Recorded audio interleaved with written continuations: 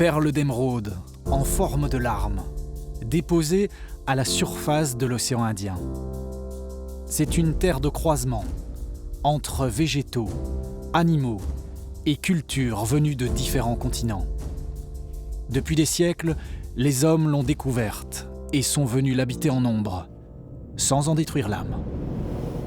C'est effectivement d'harmonie dont il est question ce soir dans votre jardin extraordinaire, puisqu'on vous emmène à la découverte d'un pays où, semble-t-il, les hommes et la nature ont trouvé davantage de terrain d'entente que dans bien d'autres endroits de la planète. Bonsoir et bienvenue au Sri Lanka. Ce soir, on vous emmène découvrir quelques-unes des merveilles naturelles de cette petite île située au sud-est de l'Inde, grande comme 2 fois la Belgique et 2 fois plus peuplée aussi que la Belgique. Conséquence donc, elle a environ la même densité de population que nos régions, avec plus de 300 habitants par kilomètre carré. Mais la grande différence, c'est qu'ici, eh bien, on a su préserver de grands territoires pour la conservation de la faune et de la nature, et ce n'est sans doute pas tout à fait par hasard, puisqu'en effet, il y a bien longtemps déjà, c'est sans doute dans un temple comme celui-ci qu'a été dictée la première loi de protection de la nature de l'histoire de l'humanité. C'était, tenez-vous bien, il y a plus de 2000 ans.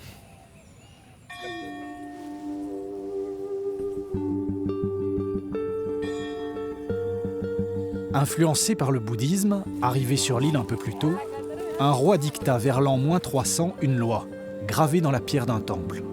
Cette loi interdisait à quiconque de tuer les animaux sauvages dans un rayon de 35 km autour de la ville.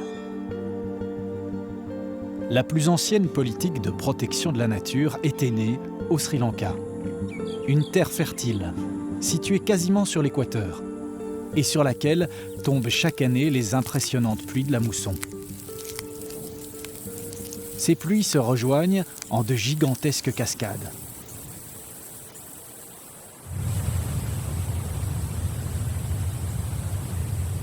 Mais ces eaux providentielles ne s'arrêtent jamais. Elles dévalent jusqu'à l'océan sans créer aucun lac naturel sur leur passage. Alors les Sri Lankais ont développé depuis plus de 1000 ans des dizaines de milliers de retenues d'eau artificielles. Jusque dans les montagnes les plus reculées, les moines bouddhistes déviaient le cours des rivières en construisant de savants systèmes de canalisation pour garder cette précieuse ressource à proximité, créant ainsi des lacs de toutes les tailles. Certains gigantesques recouvrent des milliers d'hectares. Les fondements de la religion bouddhiste préconisent de ne faire souffrir aucun être vivant, et donc de ne pas nuire gratuitement aux animaux. Conséquence, beaucoup de temples servent carrément de refuge à de remuants occupants. Dans les vestiges d'anciens temples, les makakatok sont partout. On les appelle aussi les macaques couronnés. L'origine de leur nom ne fait aucun doute à la vue de la calotte de cheveux blonds qu'ils ont sur le sommet du crâne. Ce sont de petits singes pesant de 2 à 6 kilos, et des pieds à la tête, ils mesurent une 50aine de centimètres. Les principaux prédateurs de ces makakatok sont les chiens et les aigles. À la moindre alerte, les guetteurs vont avertir le groupe d'un cri strident. Leur langage comporte suffisamment de nuances pour préciser si la menace vient du ciel ou du sol. Et toute la bande se met à l'abri en fonction de l'avertissement. Dès la fin de l'alerte, les singes reprennent leurs activités.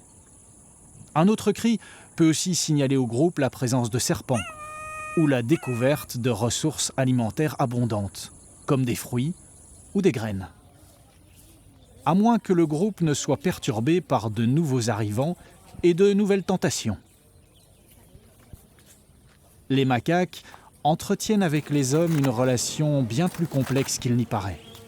À proximité des hommes, ils forment des bandes plus nombreuses grâce à la nourriture chapardée.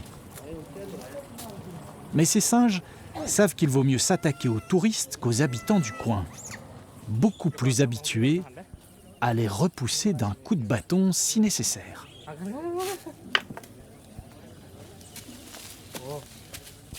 Chapardeurs, ils sont chassés des marchés, mais certains savent séduire les vendeuses, user de leur charme ou demander de façon insistante, jusqu'à obtenir ce qu'ils veulent. Encore faut-il être habile au bon moment, ou recommencer l'opération. Les macaques à toque vivent uniquement au Sri Lanka, à l'origine dans tous les types de forêts. Mais depuis l'arrivée des hommes, ils se sont aussi habitués aux forêts plus dégradées et aux temples. Très peu en revanche aux villes, comme l'ont fait d'autres macaques dans certains pays. Contrairement aux apparences d'une présence nombreuse, leur espèce est classée vulnérable. La réduction de leur habitat et la difficulté d'accès à l'eau monopolisée par les hommes met la survie de leur espèce en jeu. Près des temples, il y a pourtant un endroit interdit aux macaques. C'est l'arbre de la Bodhi.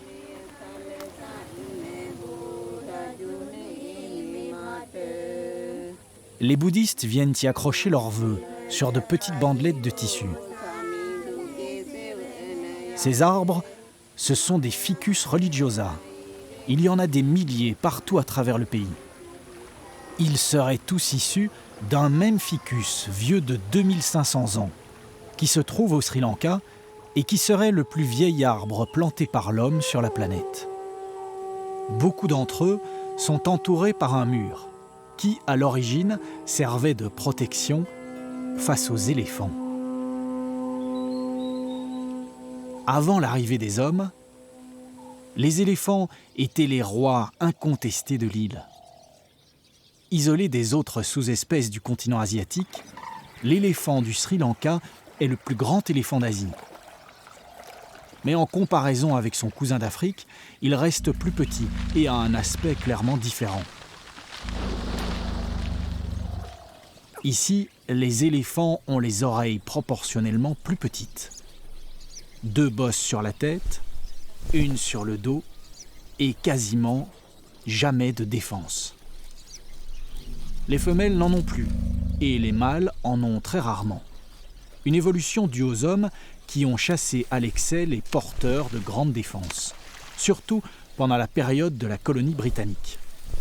Et aujourd'hui, seuls 5% des éléphants du Sri Lanka ont encore des défenses de grande taille.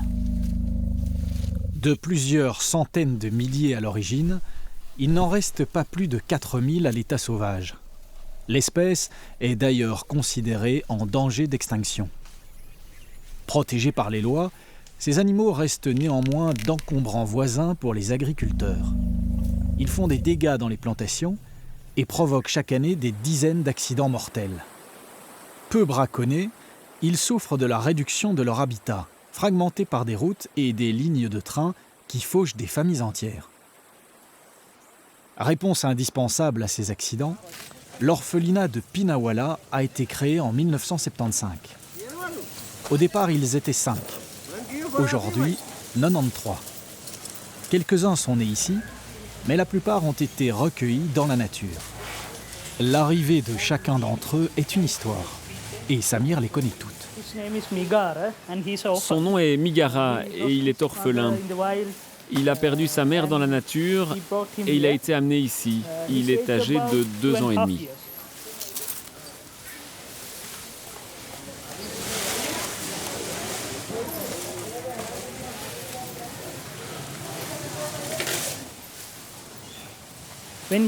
Quand il est arrivé ici, il avait 6 mois environ. Il n'aurait pas pu vivre par lui-même dans la jungle. Donc dans la nature, il serait certainement mort. Mais ici, il survit. Dans la nature, cet éléphant aurait été allaité par sa mère jusqu'à l'âge de 5 ans. Alors pour combler ce manque, elle reçoit 5 fois par jour un biberon proportionnel à sa taille.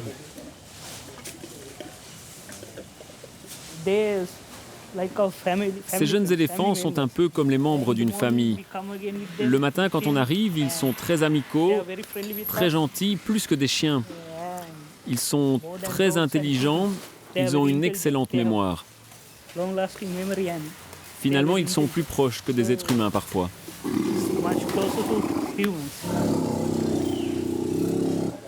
À défaut de pouvoir être relâchés un jour dans la nature, les éléphants de Pinnawala bénéficient de quelques libertés. 2 fois par jour, ils se précipitent à travers les rues du village, envahis de touristes, ébahis par le spectacle.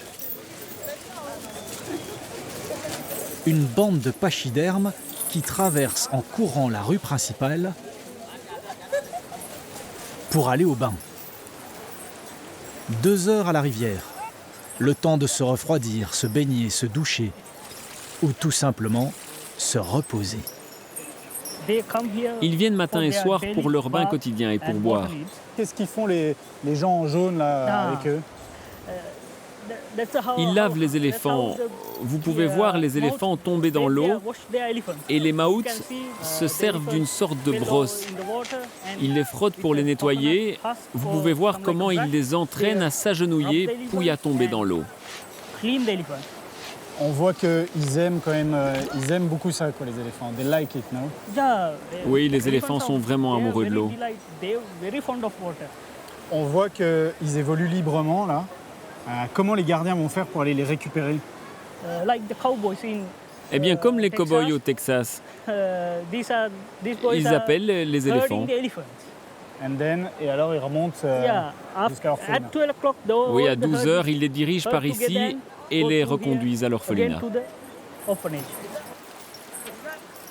Certains éléphants de Pinnawala ont des surfaces de peau dépigmentées, devenues rosées.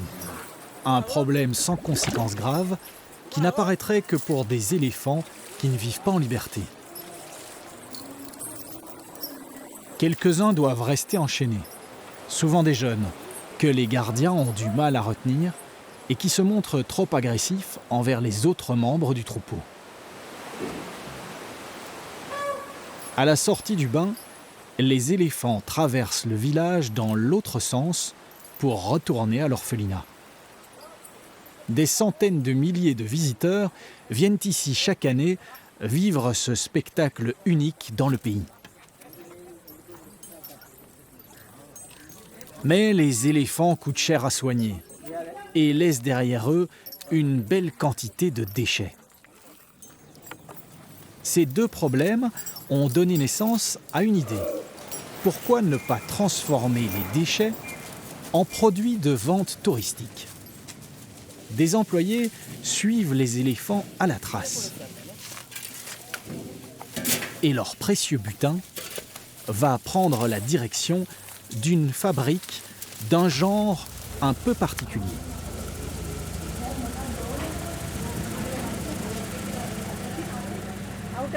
De ce que les éléphants nous donnent, nous allons en faire du papier. Les bouses d'éléphants sont constituées de 90% de fibres, parce que les éléphants ont une alimentation exclusivement végétarienne. Ces bouses, lavées et séchées, n'ont plus d'odeur. Tu veux essayer?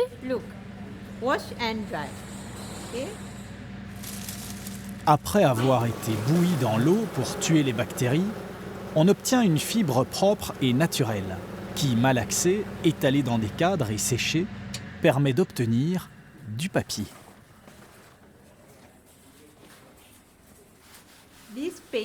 Ce papier, au départ, est rigide et rugueux, un peu comme du carton. On le met ensuite dans la presse et on obtient de cette manière un papier lisse. Ceci est le papier final de l'éléphant. Dans l'atelier, le produit est transformé en album photo ou en carnet. Et à la boutique, la couleur est clairement annoncée. Le visiteur sait que les objets achetés ici ont transité par les géants de l'orphelinat. Pour gérer un troupeau artificiel de 93 éléphants, il faut 150 personnes, qui amènent chaque jour des dizaines de tonnes de branches, d'herbes et de feuilles pour nourrir ces pachydermes impatients. Difficile en captivité de recréer la structure complexe d'un troupeau d'éléphants sauvages. Habitués aux hommes et aux visiteurs avides de les voir de très près, ils sont voués à rester captifs d'hommes qui les apprécient et sensibilise population et touristes à la conservation de ces géants.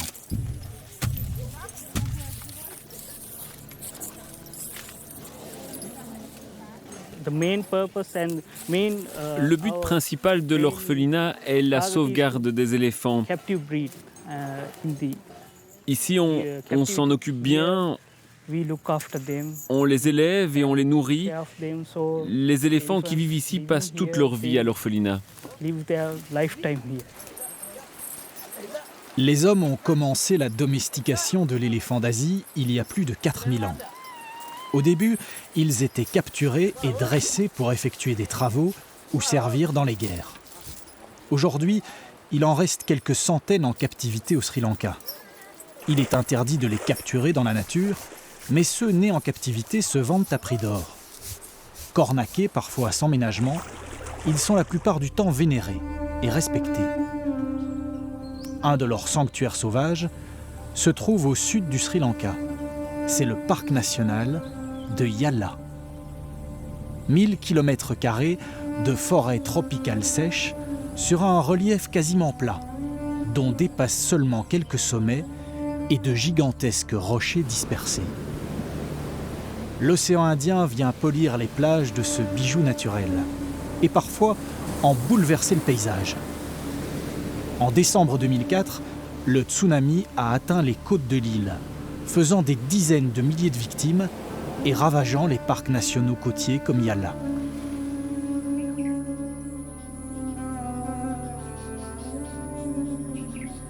Depuis, la nature a repris ses droits. La plus grande partie du parc est classée en réserve intégrale, impénétrable. Mais quelques zones ont été aménagées pour les visiteurs venus découvrir une faune foisonnante.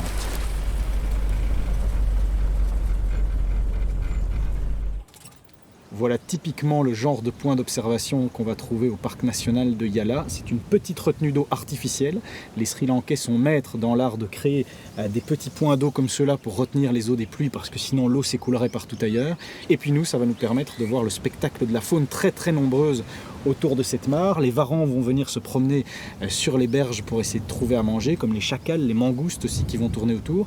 Et puis une petite île au milieu qui va servir de refuge à d'autres animaux, les crocodiles qui se cachent dans les pierres au sol, et un arbre mort qui va servir lui de refuge pour les oiseaux qui vont venir exploiter chacun des petits trous pour se mettre à l'abri des prédateurs, et aussi les guêpiers, un splendide spectacle coloré qui va démarrer depuis là pour partir à la chasse aux insectes et avoir tout le développement autour de la vie des nids. Perchés partout alentour, c'est la saison des couleurs et des cabrioles pour les guêpiers. Les couples sont en train de se former.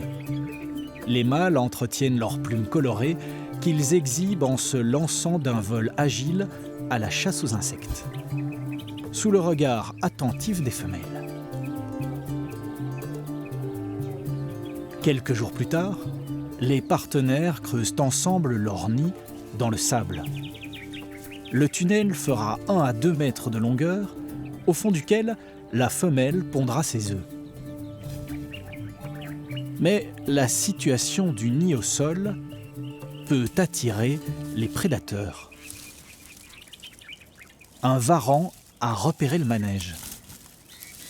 Face aux reptiles de plus d'1 mètre de long, les quelques grammes des guêpiers semblent ne pas peser lourd. Mais c'est sans compter leur stratégie et leur vol en piqué vers le prédateur. Harcelé par les légers mais tenaces guêpiers, le varan n'arrive pas à repérer le nid et passe son chemin.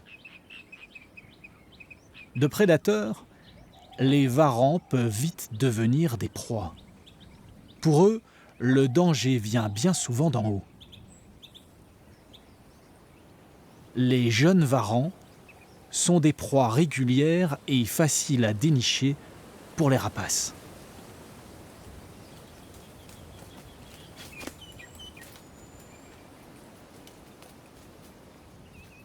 Autour des petites mares se concentrent et s'épanouissent des milliers d'oiseaux de toutes les tailles et de toutes les couleurs.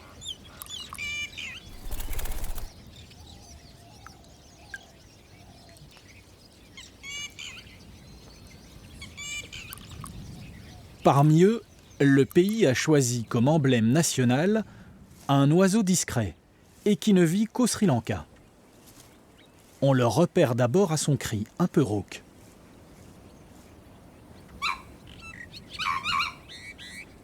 Puis à son plumage doré et à sa crête flamboyante. C'est le coq de Lafayette. Sa crête rouge est fendue d'une tache jaune en son milieu, qui disparaîtra après la période de reproduction. Ses couleurs vont du jaune au noir, en passant par le cuivré et des reflets violets. Dans le même paysage vivent les cervidés locaux, qui évoluent en groupe de 10 à 200 individus. Ce sont les chitals. Leur nom vient du sanskrit et signifie « avec des taches », ce qui leur correspond assez bien. Ces points blancs sur leur robe rousse n'ont pas l'air de déranger les ménates. Ces oiseaux, réputés pour leur capacité à apprendre à parler en captivité, viennent profiter du véhicule et de la vue plongeante sur le sol pour trouver de quoi manger. Les mâles de chital ont de fins bois qui leur servent lors des combats réguliers pour définir le statut de chacun dans le groupe. Malgré leur apparence fragile, ces cerfs ne sont pas des proies faciles.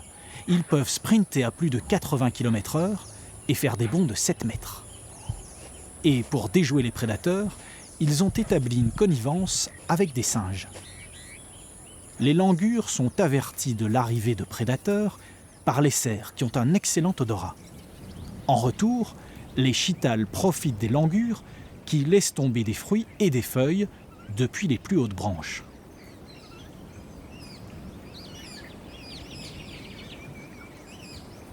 Contrastant avec leur pelage beige clair, une face noire ornée de sourcils ombrageux leur offre un pare-soleil efficace.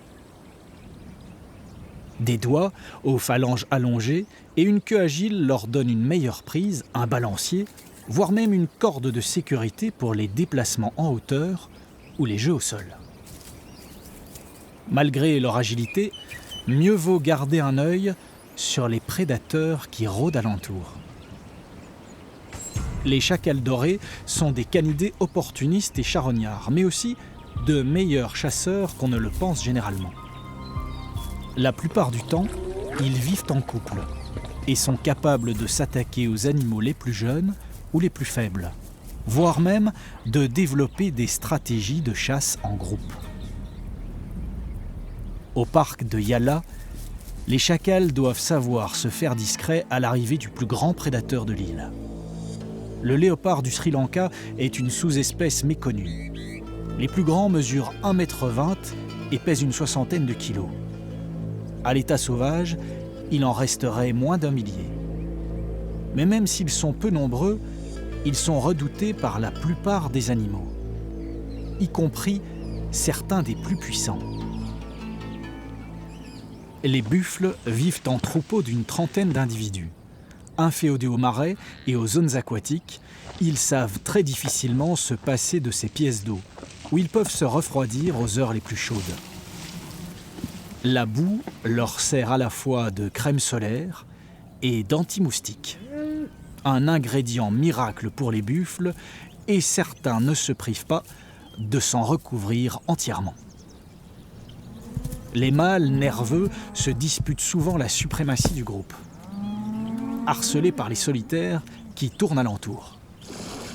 Mais leur pire ennemi, ce ne sont ni les autres mâles, ni les léopards, mais les frontières du parc.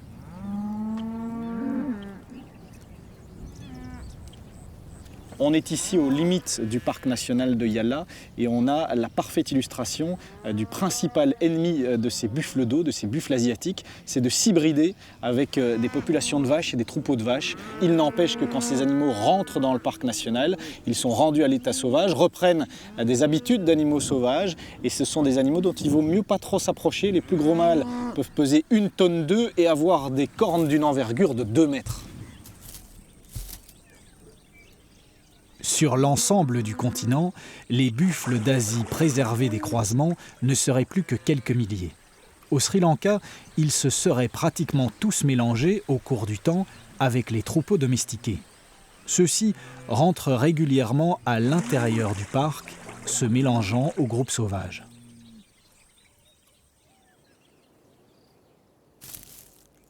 À Yala, les oiseaux semblent s'être donné le mot pour afficher des couleurs.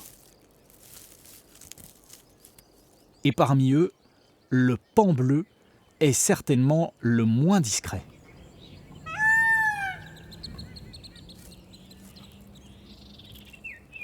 Il est ici dans son habitat naturel d'origine. Et si la femelle est un peu moins voyante, le manque de discrétion du mâle est tel qu'il en a même énervé un éminent scientifique. C'est vraiment un oiseau merveilleusement beau, avec ses plumes bleues, ses reflets verts, cette longue queue qui peut faire jusqu'à 1,50 m de long. Et justement, cette beauté a fait faire des cauchemars à Charles Darwin. Le père de la théorie de l'évolution trouvait que c'était un animal mal adapté, qu'on entendait de loin, qui vole mal, qui court mal, et donc qu'il aurait dû disparaître parce qu'il a peu d'armes face aux prédateurs. Et pourtant, au bout de l'évolution, ou en tout cas à ce stade-ci de l'évolution, le paon est toujours là, et il est même très très visible. Et ce que Charles Darwin n'avait pas compris à ce moment-là, c'est que c'est un avantage de se montrer, puisqu'au moment des parades nuptiales, le paon va déployer toutes ses plumes et se montrer le plus possible pour attirer les femelles. C'est aussi le meilleur lanceur d'alerte de la brousse. À l'arrivée d'un prédateur, il émet un cri audible à des centaines de mètres à la ronde.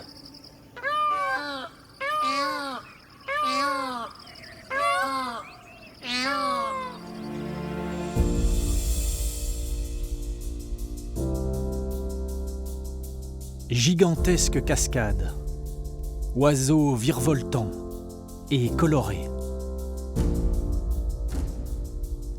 Forêt sauvage et rochers sculptés par les pluies et le temps. Herbivores géants, en liberté, ou soignés par les hommes.